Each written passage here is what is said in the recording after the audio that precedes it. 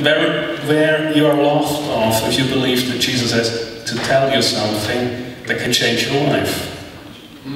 I think that's usually what seminaries like to do. They do.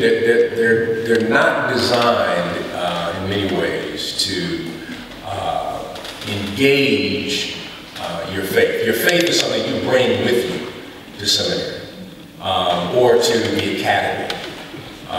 You should already have that. But I think it's challenging for a place that is preparing people for pastorate not to engage the issues of the pastorate. Within the American context, we have two systems. We have the divinity school and we have the seminary system.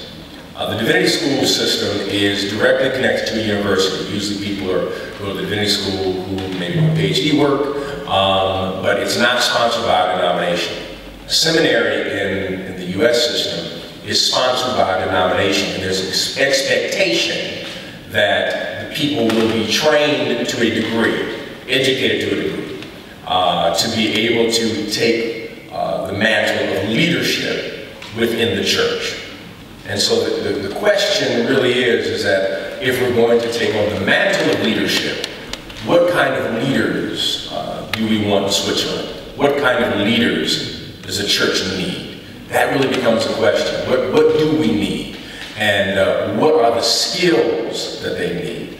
What is the information that they need? That becomes the fundamental question. Now, the theological pieces, I think that university is going to tell you, stay with it. We're not going to engage those things because you cannot necessarily quantify it, and that's a challenge for the university. Because universities operate out of an empirical, enlightenment perspective, meaning that I have to touch it, or rationalism, that I have to be able to deduce it. That the ideas that are matters of faith, and for example, issues of love, to be quite honest. Love is something that a psychologist would say, it's just nothing more than certain things happening in your brain, that's it. But the reality is that nobody necessarily can, we all say that it exists, but no one can prove it. We say, well, I have experienced it, but no one can say, well, where is it? Well, it's the chocolate shop down the street. I don't know. You can't necessarily find it. And so the university was challenged by mystery. What's interesting is that science is dealing more with mystery than the other aspects of the university.